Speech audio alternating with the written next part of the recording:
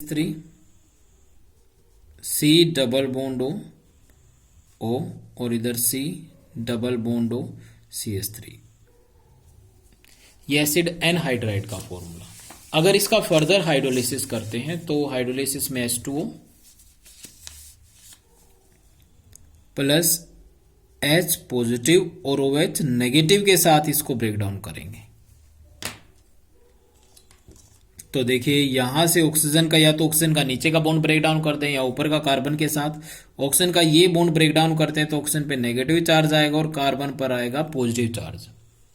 तो इस केस में जो H पॉजिटिव है, H पॉजिटिव आ जाएगा ऑक्सीजन के साथ और OH नेगेटिव आएगा कार्बन के साथ।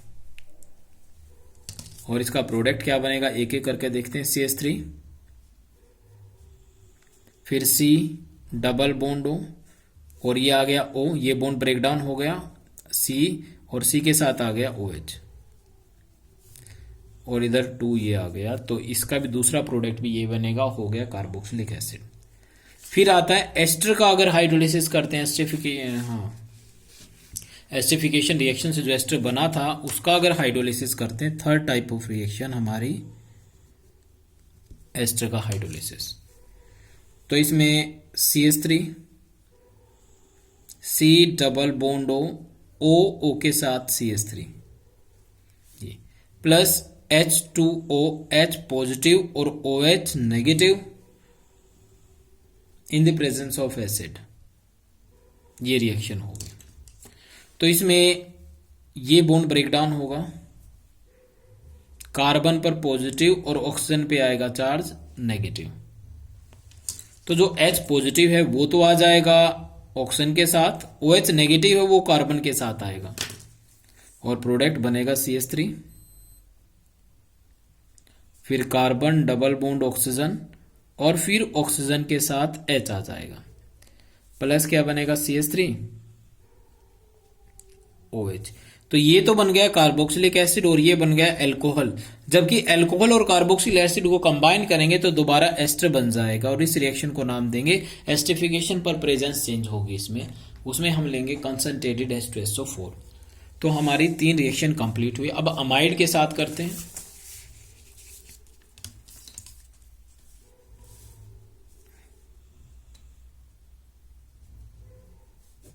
अमाइड में अमाइड का chemical formula CH3 means R C double bond O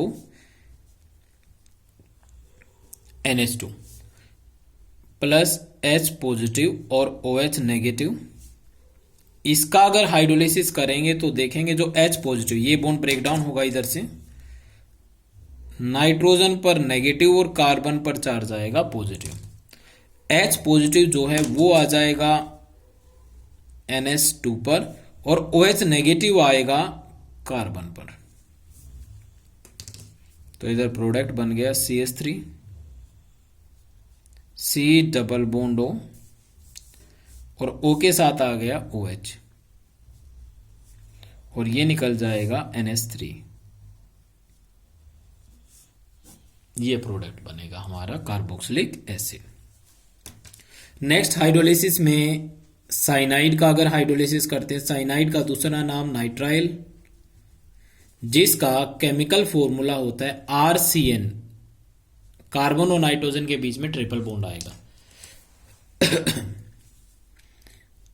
RC triple bond N plus hydrolysis करना है तो H पॉजिटिव और OH नेगेटिव लगा दीजिए। नाइट्रोजन का बॉन्ड ब्रेक डाउन होगा, नाइट्रोजन पे नेगेटिव कार्बन पर पॉजिटिव, H आ जाएगा नाइट्रोजन के साथ, OH आएगा कार्बन के साथ।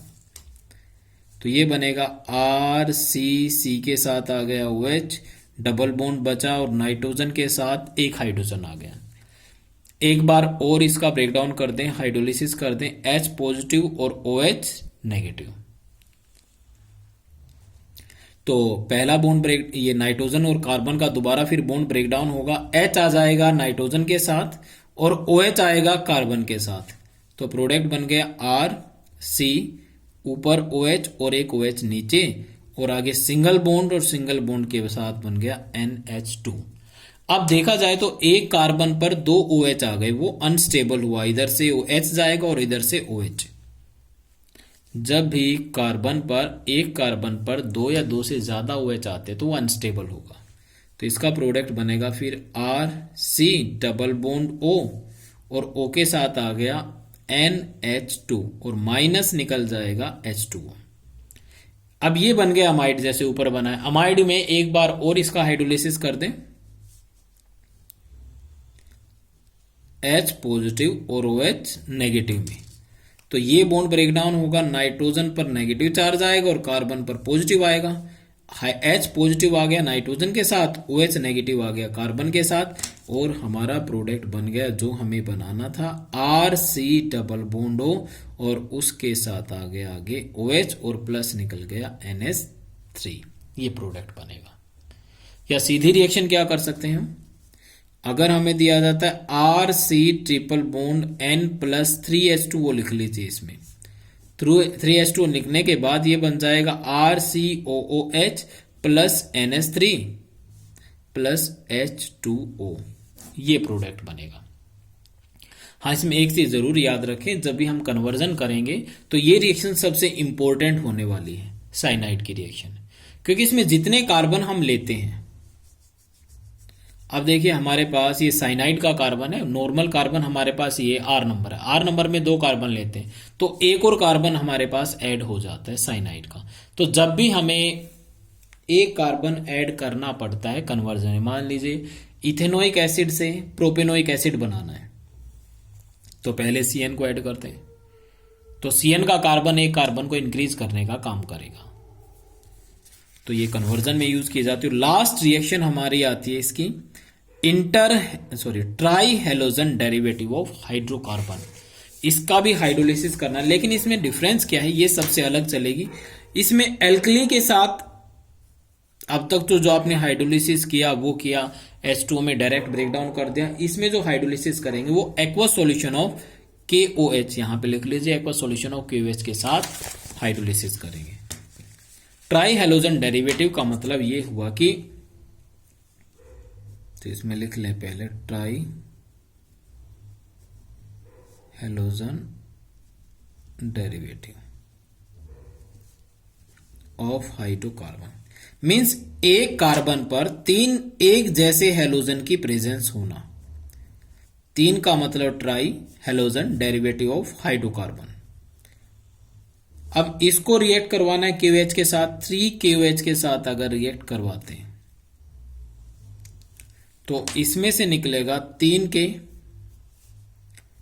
1Cl, 2Cl और 3Cl, ये निकल जाएगा माइनस 3KCl, K इसके साथ चला गया और Cl की जगह पे आ जाएगा OH, ये आ जाएगा Cl की जगह पे, 3 OH है तो ये बनेगा CH3,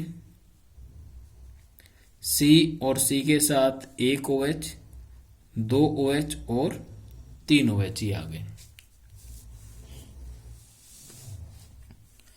अब इसके बाद आगे जैसे हमें पता है कि एक कार्बन पर दो या दो से ज्यादा OH आ जाए तो अनस्टेबल है, इधर से OH जाएगा और इधर से एक OH जाएगा, ये निकल जाएगा H2O माइनस H2O, तो ऑक्सीजन के साथ डबल बॉन्ड और ये प्रोडक्ट जो बनेगा हमारा CH3, C double bond O और आगे आ जाएगा OH, ये बन जाएगा कार्बोक्सिलिक एसिड। तो ये हमारे दो टाइप की रिएक्शन हुई। टोटल हमने कितने में डिवाइड किया था, शायद 5 में डिवाइड किया था, देखिए 4 पार्ट में। ऑक्सीडेशन हो गया, ऑक्सीडेशन में देखिए टोटल 5 रिएक्शन आई थी और हाइड्रोलिसिस में टोटल 6 रिएक्शन हमारी आती है। अब कार्बोक्सिलेशन करते हैं और कार्बन डाइऑक्साइड और ग्रिग्नार्ड रिएजेंट की प्रेजेंस में रिएक्शन करेंगे। कार्बोक्सिलेशन को कोच रिएक्शन नाम देते हैं, नेमिंग रिएक्शन है एक ये हमारी हो गई third type of reaction, carboxylation of alkene. Carboxylation का मतलब है कार्बोक्साइल ग्रुप को ऐड करना। किस में ऐड करना, एल्कीन में ऐड करना। और इसका दूसरा जो नेमिंग रिएक्शन है ये नाम देंगे कोच रिएक्शन। अब हम लेते हैं जैसे 2 कार्बन का एल्कीन ले लेते हैं, इसको कार्बन मोनोऑक्साइड प्लस H2O के साथ रिएक्ट करवाते हैं in the presence of phosphorous acid. ये हो गया फॉस्फोरिक एसिड की प्रेजेंस में। टेम्परेचर होगा 573 से लेकर 673 केल्विन टेम्परेचर। तो टोटल कार्बन 3 बन गए। 3 कार्बन का कार्बोक्सिलिक एसिड बना दो, बस इतनी सी सिंपल रिएक्शन है। जितने कार्बन आपके पास हो उस कार्बन का कार्बोक्सिलिक एसिड बना दीजिए, खत्म रिएक्शन। एल्कीन लेना, मान लीजिए एल्कीन आपने 5 कार्बन का लिया, उसमें कार्बन मोनोऑक्साइड तो ऐड करनी पड़ेगी और एक ऐड करना पड़ेगा वाटर, तो टोटल 5 और 1 6 कार्बन हो गए। 6 कार्बन का कार्बोक्सिलिक एसिड बना दो जिसमें 6 कार्बन प्रेजेंट हो, 1 2 3 4 5 और छठे कार्बन पर COOH आ जाएगा। ये हमारी थर्ड रिएक्शन। अब लास्ट रिएक्शन हमारी जो आती है प्रिपरेशन ऑफ कार्बोक्सिलिक एसिड में, ग्रिग्नार्ड रिएजेंट, ये fourth type, Grignard reagent plus carbon dioxide के साथ रिएक्शन करेंगे। तो ग्रिग्नार्ड रिएजेंट का फॉर्मूला है, पहले तो कार्बन डाइऑक्साइड लिख लें, C double bond O plus CH3 MgBr, इसके साथ रिएक्शन करते हैं। देखिए CH3 पर नेगेटिव चार्ज आएगा और Mg पर आएगा पॉजिटिव चार्ज। ऑक्सीजन का एक बॉन्ड ब्रेक डाउन कर दें कार्बन के साथ, किसी भी दोनों में से किसी भी ऑक्सीजन का, तो ऑक्सीजन पे नेगेटिव और कार्बन पर पॉजिटिव चार्ज होगा। तो जो CH3 है ये तो आ जाएगा पॉजिटिवली चार्ज कार्बन पर, और Mg पे जो पॉजिटिव चार्ज है वो ऑक्सीजन के साथ आएगा।